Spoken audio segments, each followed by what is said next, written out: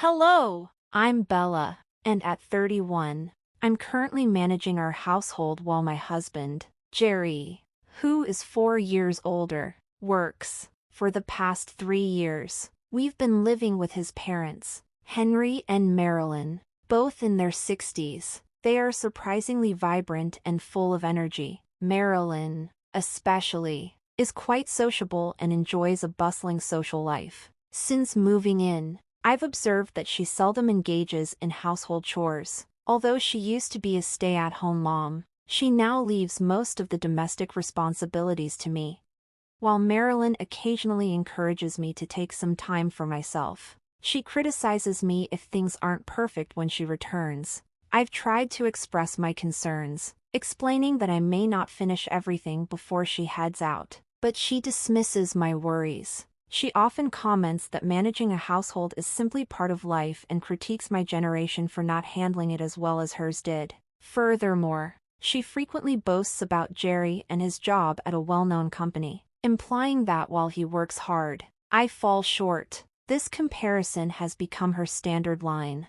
Jerry's lack of support only complicates matters. At dinner, when Marilyn complains about my efforts, he merely responds with a disinterested, "Oh, really?" which feels dismissive. I once admired Jerry's maturity, but now I often feel reduced to the role of a housekeeper. Despite working tirelessly late into the night, the situation has become increasingly frustrating, and I wish Jerry would stand up for me. He seems oblivious to my contributions at home. Instead of confronting me directly, he tosses laundry at me, often aiming for my face, and curtly tells me to deal with it too. I find myself regretting marrying him because he has changed so much since our wedding. On our first anniversary, he brought home a cake but then playfully smashed a pie in my face, laughing it off. It's hard to reconcile that behavior with adulthood. However, there is one bright spot in my life: my father-in-law, Henry. He's incredibly calm and always checks in to see if I need assistance. He's the only source of kindness I encounter in this household. Since I left my job to marry Jerry, Henry has become my confidant, and my affection for him has deepened. I've come to view him almost as a real father. Unfortunately, Henry works during the day, leaving me alone with Marilyn for long stretches. While I can speak freely with Henry, Marilyn's attitude towards me often turns sour. She has even begun accusing me of flirting with my father-in-law, all because Jerry neglects me. Marilyn would hurl these accusations when Henry was out of earshot. I tried to deny them, but she always dismissed my words with a mocking laugh, as if taunting me to admit something I hadn't done. Our conversations never seemed to lead anywhere. When I raised these issues with Jerry, hoping he'd understand that Marilyn's suspicions were unfounded, he just laughed it off, joking that I must have developed a taste for older men too. It was painfully clear that nothing would change. While I never expected him to pick up chores or put an end to Marilyn's mockery, I was taken aback by his reaction. It left me feeling increasingly out of place in their home. One summer day, Marilyn excitedly began discussing plans for a family trip during Jerry's summer break. At first, I thought it was just her usual enthusiasm for outings, but then she unexpectedly asked if I wanted to join. I hadn't anticipated an invitation, thinking they might leave without me. When I hesitated, her expression shifted to one of suspicion, and she pressed me, questioning whether I truly wanted to go. Her sudden invitation made me uneasy. I couldn't discern her motives and worried about her reaction if I chose to decline. That evening, Jerry brought up the trip again, curious about my plans. I mentioned that I had been invited, and his response shocked me. He burst out laughing, leaving me confused and uncomfortable. When I asked him why he found it amusing, he dismissed my question as nothing important. On the day of the trip, it was just Jerry, Marilyn, and me in the car, Jerry driving with Marilyn beside him while I sat in the back. Henry was unable to join us at first due to work commitments. Not being able to see their faces added to my anxiety. Midway through the drive, Marilyn asked if I had withdrawn money for the trip. I confirmed that I had taken out a few hundred, and her pleased reaction struck me as strange. As we continued driving, I noticed we had bypassed the inn where we were supposed to stay. Did we just pass the inn? I asked. Jerry responded vaguely, saying there was a tourist spot ahead and that we'd check in afterward. His smile felt forced, and a sense of foreboding washed over me. The scenery grew lusher and more isolated the further we drove. I let out a quiet sigh, careful not to let either Marilyn or Jerry hear my concern. Eventually, we arrived at a small, secluded dam with hardly anyone around. Marilyn suggested we get out and stretch our legs, while Jerry reminded us not to leave anything valuable in the car. I followed their instructions, stepping into the unfamiliar surroundings, still trying to process the day's unexpected turns. As I got out of the car and closed the door, I noticed Marilyn and Jerry hesitating, pretending to fiddle with something inside. Then I heard the click of the locks engaging. The windows were only slightly open, and suddenly Jerry burst out laughing, confused. I asked, "What's going on? Are we staying here for the night?" A surge of anger toward Marilyn welled up inside me, but I fought to keep my composure. "What do you mean?" I replied, striving to maintain my cool. "You walked right into that one, didn't you?" Jerry said, laughing so hard he clutched his stomach. My wallet and cell phone were still in the car. Everything had played out just as they had planned. "Have fun out here, Bella." Marilyn sneered mockingly. "Maybe you can eat some grass and sleep under the stars." As Jerry rifled through my wallet and then rolled up the window, their laughter faded as they drove away, leaving me stranded, standing there, feeling the heat. I muttered to myself, "Well, this is just great." Surprisingly, despite the sweltering heat and the risk of dehydration, I didn't panic.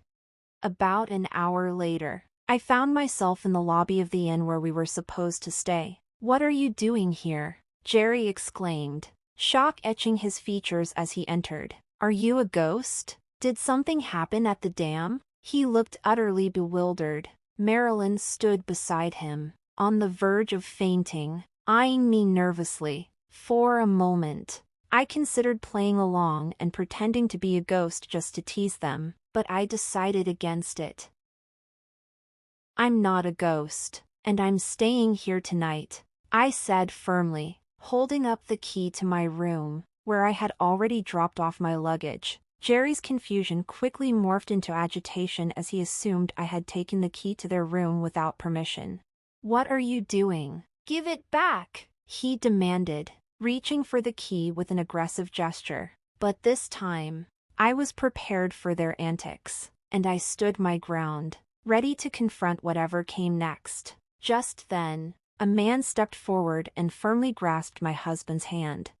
"Sir, please refrain from causing a disturbance here," he said with authority. He was around the same age as Henry but had a stronger build and taller stature, which made him appear more commanding than my middle-aged, slightly overweight husband. "Who are you? Are you staff here? You can't just interfere with a guest like this. I'll sue you for assault," Marilyn shouted at the man who intervened. "I apologize for not introducing myself earlier. I am the owner of this inn," he replied calmly. Upon hearing this, Jerry quickly released my hand. I recognized the owner. Years ago, I had visited this area with friends during a summer break. It was an extremely hot day, and we got lost on our way to our accommodation. During our ordeal, we stumbled upon a girl who had collapsed on the side of the road, Kelly, the owner's daughter. We immediately called for an ambulance and stayed with her until help arrived. The next day, the owner visited us at the inn where we were staying and thanked us profusely. "You saved my daughter's life. Thank you so much," he had said, extending an invitation. "Next time you're in the area, please stay with us. You won't have to pay." Since then, my family and I had visited the inn several times, so I knew the owner quite well. As he addressed Jerry and Marilyn, he remained polite, but I could sense the undercurrent of anger in his demeanor. In fact, Both the owner and I were fully aware of Marilyn and my husband's scheme from the beginning. 3 weeks ago, feeling suspicious about their sudden invitation for a trip, I decided to set up a voice recorder in the living room. I strategically placed it to capture conversations whenever my husband and Marilyn thought they were alone, like when I was taking a bath or doing laundry. When I stumbled upon their plan, it was utterly shocking. I heard my husband and Marilyn plotting over a recorded conversation. Let's ditch Bella somewhere. It would be hilarious. How about near that gym? An hour's drive from the inn? Realizing the gravity of their scheme, I immediately contacted the owner of the inn to inform him about what was unfolding. His reaction was livid. Having once experienced his daughter collapsing in the heat, he felt a personal connection to my predicament and was even more perturbed by their callousness. With the situation clear to him, he meticulously arranged my pickup for today, right after my husband and Marilyn's car departed. Interestingly, the driver of the inn shuttle turned out to be Kelly, the very girl we had helped years ago. "I got my license. Let's go for a drive," she exclaimed, her excitement infectious. Despite my initial surprise, I agreed, and we chatted happily, even stopping to buy some local specialty ice cream on the way back to the inn. Though I was aware of the plan and that a pickup was coming, I still felt a twinge of worry. But Kelly, knowing the area exceptionally well, expertly navigated, and we arrived at the inn well before my husband and Marilyn. "You mentioned suing earlier, ma'am," the inn owner said, addressing Marilyn with a stern look. "Yes, I did. It's outrageous to be accused of the opposite," Marilyn snapped back defiantly. "I'm sorry, but you're not our guest," the owner replied firmly. "What? Don't mess with us," my husband and Marilyn both shouted in unison, their tempers flaring. "Your reservations have been cancelled," the owner stated plainly. "And who do you think you are?" my husband blustered, on the verge of another outburst, but the owner held him back with calm authority. "Bella did nothing wrong. We, in the end, cancelled your reservations," the owner explained. "What do you mean?" my husband demanded, confusion mingling with anger. "If you leave a woman alone at a dam in the mountains after stealing her wallet, wouldn't you be committing a crime?" the owner posed rhetorically, emphasizing the gravity of their actions. "We cannot permit such behavior at our inn," he declared, revealing that he had already called the police. My husband and Marilyn grew even more incensed at this revelation. "This is no joke. You can't treat us this way. I work for a respected company," my husband protested, as if his job should afford him special treatment at this quaint mountain inn. Just then, Henry arrived, immediately sensing the tension. "Hey, what's going on here?" he asked, surveying the scene. Marilyn and my husband quickly tried to spin the story, accusing the inn staff of rudeness and claiming they wanted to stay elsewhere. However, when Henry was briefed on the actual events, he became enraged, a sight I had never witnessed before. "You idiots!" he yelled, clearly embarrassed. "I can't believe we're from the same family. You two get out of here now." My husband and mother-in-law were stunned by Henry's outburst. "Where to? Another inn?" they asked, bewildered. But Henry was resolute. "You're disowned. Get out." "No, don't make me say it. It's not like that," my husband tried to explain. "Officer, we didn't think it would be such a big deal. It was just a prank." The officer's expression hardened. "A prank? Are you serious? Don't you realize that your little joke could have put someone's life at risk, especially your own wife's?" They received a harsh scolding, though they weren't arrested due to the familial nature of the matter. Marilyn and my husband looked pale throughout the ordeal, fear etched on their faces. "This isn't over. Bella's feelings will determine your future. Understand?" With those final words, the officer left, leaving them visibly shaken.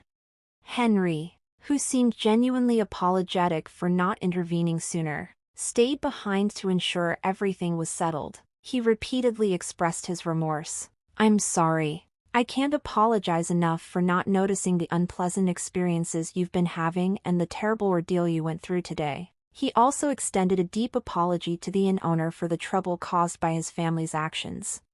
Interestingly, it turned out that the inn owner, who also runs several other businesses, was a client of the company where Henry worked. Unaware of this connection, my husband had earlier boasted about his position at a prominent firm, adding another layer of embarrassment to the situation.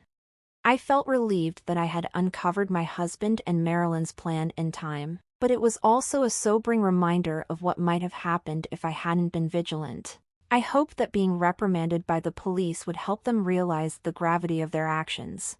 After returning from the inn, I made the decision to divorce my husband and sought a significant settlement, hoping this experience would serve as a lesson for them to refrain from hurting anyone else. In a surprising twist, Henry and Marilyn also ended up divorcing. Henry severed all ties with my ex-husband, kicking him out of the house because of the incident. Furthermore, my ex-husband was advised to resign from his job. His behavior at work had been problematic for some time. Just as he had mistreated me, he had been harsh with his colleagues and engineers, and the HR department had already been contemplating action against him. Reflecting on my actions, I felt disappointed that I had, to some extent, mirrored such negative behavior. Now unemployed, my ex-husband struggled to find another job. Despite his age, he lacked a solid track record for managerial positions at his previous company and found it difficult to explain his abrupt departure. Marilyn, too, faced the consequences of her actions when Henry kicked her out, prompting her to seek refuge with relatives and return to her parents' home. These developments marked a significant turn of events, underscoring the importance of integrity in both personal and professional life. Concerns lingered about Marilyn's penchant for spending and traveling. Her relatives worried that if she moved in with them, she might deplete their savings. Given that she was still in good health, it would be prudent for her to consider securing a part-time job to support herself and alleviate their concerns.